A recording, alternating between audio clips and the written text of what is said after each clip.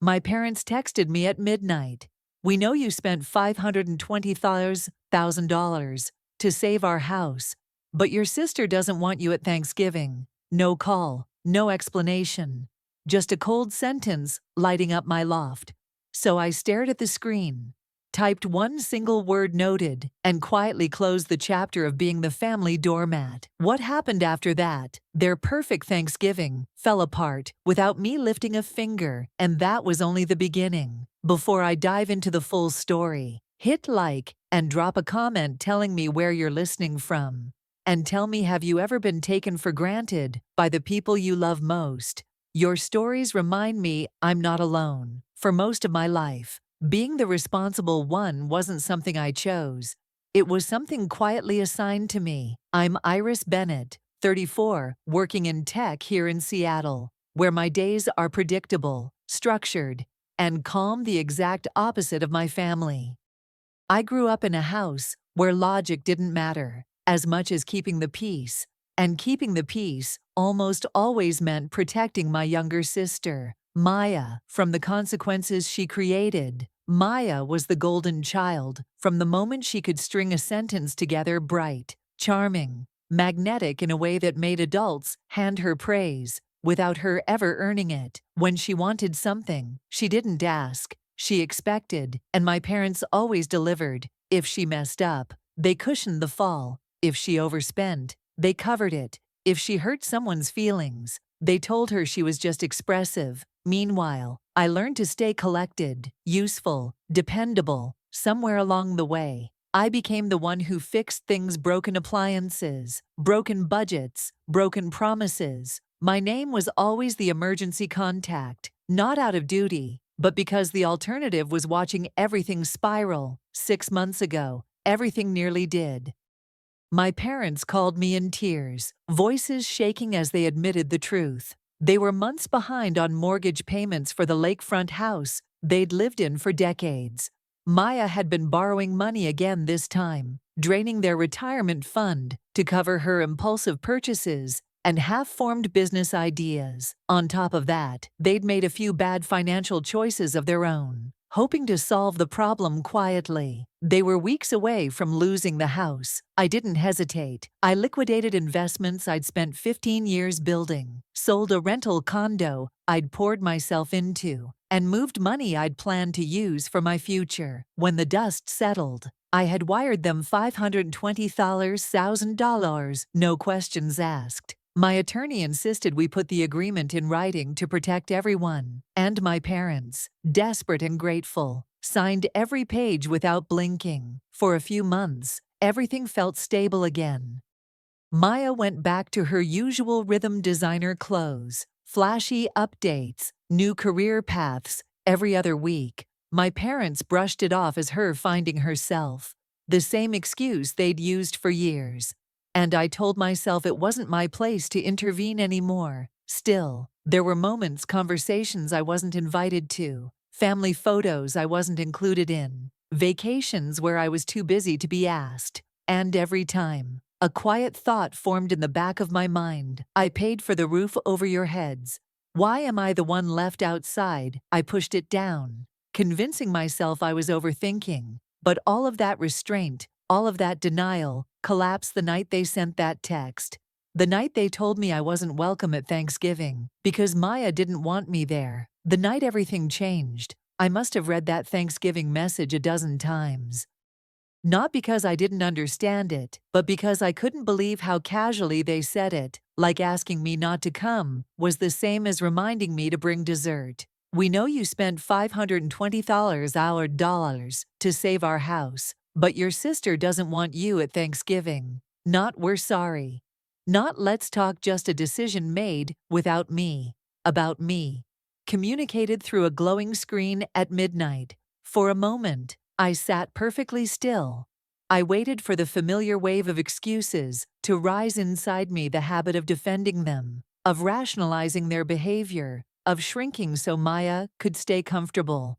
I waited for the guilt, the self-blame, the voice whispering, they didn't mean it like that, but instead, something else surfaced: a quietness, the kind that comes right before a storm breaks. Then my phone buzzed again. This time, it was Maya. Her message was shorter, sharper, almost bored. It's not personal. I just want a smooth evening. You can be intense. Let's grab lunch next week. Intense. I stared at that word until it blurred. I wasn't intense when I sold my rental property, so our parents wouldn't lose their home. I wasn't intense when I covered her credit card mess without airing it to the rest of the family. I wasn't intense when I drove 2 hours at midnight to pick her up after yet another business opportunity fell apart. But I was intense now because she didn't want to deal with the existence of the one person she couldn't manipulate. I felt something unfamiliar climbing up my spine. Clarity. I typed one word back, noted, not angry, not sarcastic, just final. And for the first time in years, that single syllable didn't feel like surrender. It felt like a boundary locking into place. It felt like choosing myself. I set my phone down and walked across my loft.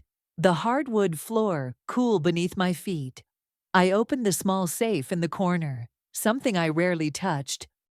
Inside was a simple folder, thin but heavy with meaning. Months ago, when I paid off the house, my attorney Daniel insisted on drafting a formal agreement. Not out of distrust, out of protection. My parents, emotional and shaking, signed every page. They barely read it. They just clutched my hands and said I saved them.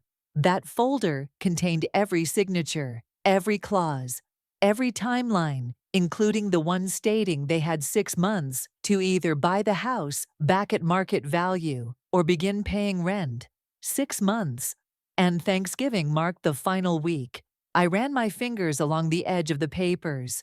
For years, my family relied on the fact that I would never push back, that I would always be the reliable one, the forgiving one, the easy one. But as I stood there, folder in hand, I realized something simple. They had mistaken silence for acceptance. And this time, they were going to learn the difference. The folder felt heavier than paper should feel. Maybe because it held every moment of my family's imbalance. Every sacrifice I made quietly, every boundary I never set, every apology I accepted when I should have walked away. I carried it to my desk and laid it flat, the pages illuminated by the soft light of my loft. For years, I'd convinced myself that if I stayed patient enough, reasonable enough, generous enough, things would eventually shift. That one day, my parents would see the difference between love and convenience. But staring at that agreement, something settled inside me. They already had all the proof they needed. They just chose not to look. I opened my laptop, the screen casting a pale glow across the room, and pulled up a digital folder labeled Records. Inside were months of quiet documentation, screenshots, payments, bills, bank statements showing transfers from my parents' accounts to cover Maya's spending patterns. I never collected them to use against anyone. I kept them because I was tired of being the only witness to the truth. As I scrolled through the files, the silence around me grew thick, almost electric. My phone buzzed once on the desk, another message from Maya, but I didn't pick it up. Instead, I clicked on Daniel's contact and hit call. He answered on the second ring, his voice groggy. "Iris, everything okay?" "No," I said calmly, "but it will be. I need to start the process." A pause, then sharper. "The house." "Yes. Send the notice before Thanksgiving." Another pause, longer this time, as if he was assessing whether I truly meant it. "You're sure I'm done being taken for granted?" I replied. The words came out steadier than I felt, but once spoken, they felt right, solid, anchored. "All right," he said. "I'll prepare everything in the morning." When the call ended, I let out a slow breath, one I didn't realize I'd been holding. My loft felt different, lighter, even though nothing had physically changed. The change was internal. It was the moment a boundary ignored for years finally took shape. I walked to the window, looking out at the city. Lights scattered across Seattle, like small promises. Below, cars moved steadily along the streets, people going home, unaware that my family, my life, had just shifted on its axis. Behind me, my phone vibrated again, this time from my mother. "Sweetheart, don't be upset. This is just easier for your sister. We'll make it up to you later." Later, a word I'd heard my entire life, a word that always meant never. I closed the message without replying. Thanksgiving was days away. Maya was planning her flawless evening, the one where she'd play hostess, bask in attention, and pretend the world revolved around her. My parents would orbit her, as usual, smoothing edges, protecting her image, ignoring the cracks, but not this time. This time, the consequences would arrive at their door, wrapped not in anger, but in legal terms. They'd agreed to themselves, and they'd receive it exactly when they least expected it, silently, elegantly, inevitably. Thanksgiving morning arrived behind a sheet of cold Seattle fog, the kind that makes the lake look like it's exhaling. In my parents' house, however, nothing resembled calm. Maya had been up since dawn, perfecting a holiday she believed would impress the colleagues. She'd invited people she wanted to convince she was more successful, more stable, more accomplished than she actually was. She wore a cream dress, her hair curled in soft waves that framed her carefully curated smile.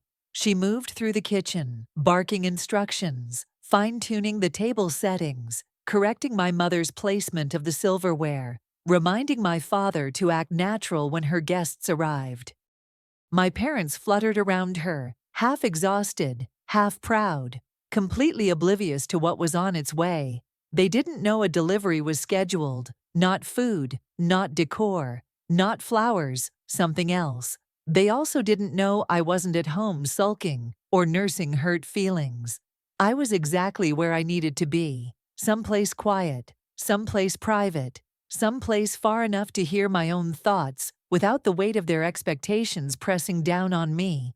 I checked the time, 11:42 a.m., right on schedule. Back at the lake house, Maya's colleagues began to arrive, a couple from her firm, one of them her direct supervisor. They stepped inside, complimenting the decor she claimed to have prepared single-handedly. She glowed at the praise, soaking in every ounce of validation. My mother whispered to a guest, almost apologetic, "Our older daughter isn't coming today. She needed space." It was the same tone she used whenever Maya made a mistake, gentle shielding, bending truth into something soft enough not to hurt. Then the doorbell rang, a simple sound, but it split the holiday in two. "Mom, get that," Maya said, adjusting her dress. "It's probably the last dessert order." It wasn't. At the door stood a man in a plain jacket, holding a sealed envelope and a flat package. "I have documents for Robert and Elaine Bennett," he said politely. My mother blinked, confused. "Oh, that must be something else we forgot to order." He placed the envelope in her hands, asked for a signature, and left without ceremony. No drama, no raised voices, just a quiet delivery of consequences. My father moved beside her, brow furrowing when he saw the legal header across the top. This is from Daniel, Iris's attorney." The room fell silent, not because anyone understood yet, but because they recognized the name. "Open it," Maya said lightly, still half smiling. "Maybe it's nothing." But as the envelope tore open, her smile faltered. Inside were 3 sets of documents, a formal reminder of the agreement they'd signed, a notice about the end of the 6-month grace period, and a summary outlining every payment, bill, and transfer that had been used to dig them out of financial ruin, payments that all traced back to me. My mother's hands shook as she unfolded each page. "Rent," she whispered, "market value, starting immediately." My father skimmed the text, color draining from his face. "Or we have to buy the house back. Elaine, this isn't optional. We agreed to this." Maya stepped forward, snatching a page from his hand. "What do you mean rent? This is our home." "It's not," my father said quietly. "It hasn't been for 6 months. Iris owns it." The words hit the room like a physical blow. Even Maya's supervisor looked stunned. "She wouldn't actually enforce this," my mother said, panic rising. "She's just upset." But then she reached the final page, the one detailing the timeline. Thanksgiving Day was the deadline. Not next week, not next month today. And just when the panic began to settle in, Maya recognized something else. The signature at the bottom of the agreement. Her own. "What is this?" she cried. "Why is my name on it? I didn't sign anything, you did." My father snapped, his voice breaking for the first time in years. "You signed as a witness the day Iris paid off the mortgage. You were sitting right there. You said you'd read it later." Maya's face went pale. Her supervisor adjusted his glasses, reading the document more thoroughly. "You said your family situation was stable," he said slowly. "You said you were supporting your parents through a temporary setback." I am," Maya stammered. "This is all a misunderstanding." But he barely looked at her. His eyes were on the evidence packet, the transfers, the withdrawals, the payments covering Maya's designer purchases and failed ventures, things she claimed were funded by her personal savings. It was unraveling too fast for her to catch. My mother turned to my father in alarm. "Call her. Call Iris right now." They tried. The phone rang once, twice, 3 times. I watched it silently from where I sat, screen down, not bothering to move. Then my father tried again, and my mother, and then Maya, frantically dialing with trembling fingers. By the time my phone stopped buzzing, I had over 30 missed calls. I finally answered. "Hello." My voice was calm, too calm. "Iris." My father breathed. "We received something. You didn't need to do this. Not today. Not like this. You told me not to come." I said simply. I respected that. My mother jumped in, her voice cracking. "Sweetheart, please. This is a misunderstanding. Maya didn't mean I read everything." Maya cut in sharply, grabbing the phone. "What you're doing is insane. You're ruining Thanksgiving. You're ruining my reputation in front of my coworkers." There it was, the truth, not regret, not apology, but embarrassment. "This isn't about your reputation," I said. "This is about accountability." "Accountability," she snapped. "You're punishing us." "No," I replied.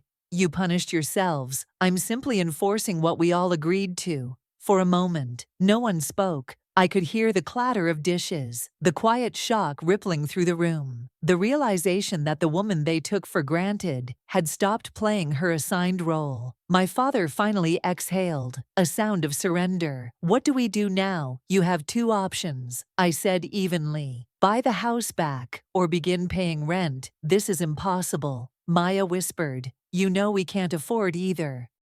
"You could," I said, "if you hadn't drained their accounts, or used credit lines in their names, or pretended your expenses were investments." Her supervisor's eyes widened at that, confirming he'd seen the evidence too. Maya's voice cracked. "You're doing this on purpose. You want to humiliate me." "I don't," I said quietly. "But I will no longer protect you from the truth." I let the words sink in before continuing. "This Thanksgiving was meant to be your perfect day. And now you're facing everything you worked so hard to hide." That's what happens when real consequences arrive. I could feel all 3 of them holding their breath. Then I ended with the same steadiness I'd practiced the night I read that text. "I'm done being taken for granted." And before anyone could speak again, I hung up, across the lake, in the house I now legally own. The facade of a perfect family gathering had collapsed. Not because I fought, but because I finally stopped carrying the weight of their choices. In the days that followed, something shifted in my family that I had never seen before. Silence, not the cold, punishing kind Maya used when she wanted attention. This was the silence of people finally forced to sit with the truth. Thanksgiving ended in fragments. Maya's colleagues left early, offering polite goodbyes that didn't hide their discomfort. Her supervisor barely made eye contact as he stepped out the door, the evidence packet still fresh in his mind. Whatever image she tried to project collapsed the moment those documents hit the table. My parents called again, this time not to plead, but to ask questions they should have asked years ago. They had begun sorting through their finances, realizing how deeply Maya's spending had cut into their stability. Shock turned into shame, and shame turned into something quieter, heavier accountability. For the first time, they couldn't ignore the pattern. For the first time, they couldn't pretend it was all harmless. And for the first time, they didn't ask me to fix it. I took long walks through Seattle during that week, breathing air that felt clearer than anything I'd inhaled in years. I wasn't angry anymore. I wasn't even relieved. What I felt was something closer to balance, like the world had finally stopped tilting toward everyone else's needs. A week later, my father asked for a meeting. No excuses, no guilt-tripping, just honesty. He admitted they'd been blind, that relying on me had become too easy, too comfortable. My mother apologized without framing it as love or sacrifice, simply admitting they'd failed to protect me while protecting Maya. They still didn't know what would happen with the house. Neither did I, but for once, that uncertainty wasn't my burden to carry. For the first time in my adult life, everyone was finally living inside the consequences they created. When my parents finally asked to meet again, a week later, something in their voices sounded different, smaller, gentler, human, in a way I hadn't heard in years. They didn't beg or bargain. They simply acknowledged the truth. They had taken my loyalty for granted, and they were ready to rebuild without placing the weight on my shoulders. As for Maya, the silence on her end said more than any apology could. For once, she was the one facing questions, not hiding behind charm or excuses, and standing there, listening to my family speak honestly. I felt something I hadn't felt in a long time. Peace, the real kind. If you were in my place, what would you have done? Drop your thoughts below.